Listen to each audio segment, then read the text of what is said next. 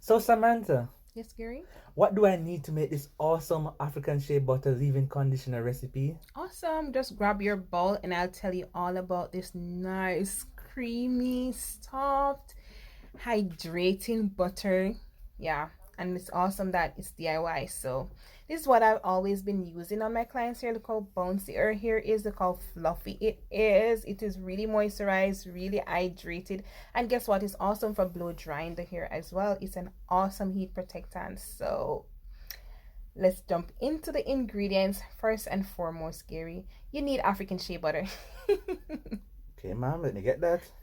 Yeah.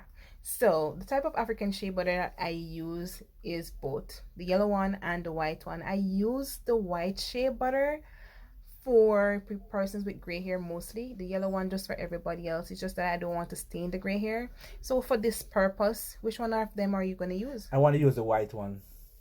Okay. So first you need some shea butter. What amount are you looking to use? Probably about 4 or 5 scoops. Ooh, that's about 8 ounces.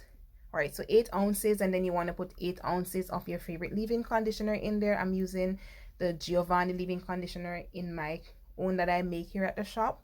So you can use that or your favorite leave-in conditioner. You're gonna need to put more in that. All right, ma'am. Yeah, I'll put some more in more. it. Yeah. All right.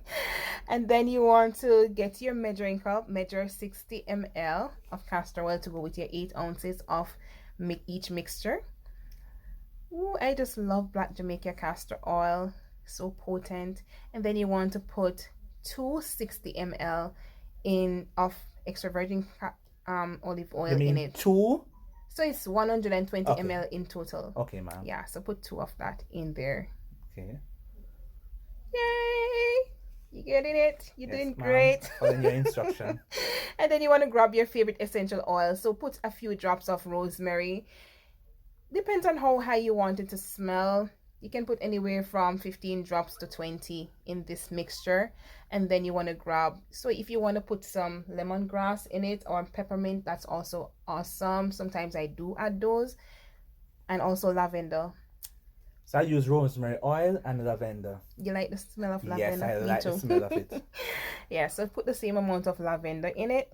And then you don't have to really crush it out like that, you know. I like when it's smooth. Yeah, but the mixture is gonna do that for you. Less work for me. Okay. All right, so I'll allow you to do that first. Okay, yes, and whip it up until you hear a voice say whip no more. Let me try not to make a mess right up in here. Yeah, so whip it until it's really, really smooth. You don't see any more lumps in it. Can I stop now, please? No, you just started. Oh. Whip it until there's no more lumps. Until it's the great thing about the shea butter that you're using is that it's already creamy, so it wasn't so hard. Yeah, the brand doesn't matter. If it's a hard, like unrefined shea butter, you need to put more effort into whipping it, or you can just put it in the microwave and heat it up a little bit to melt it somewhat, and then you go through whipping. This looks so therapeutic. It's creamy and nice. Yeah.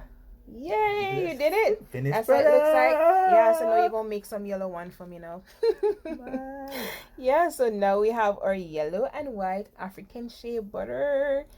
Yeah, that's Good. how you apply to our hair. Take your time, work it on every strand. You're doing a good job. Am I not doing well?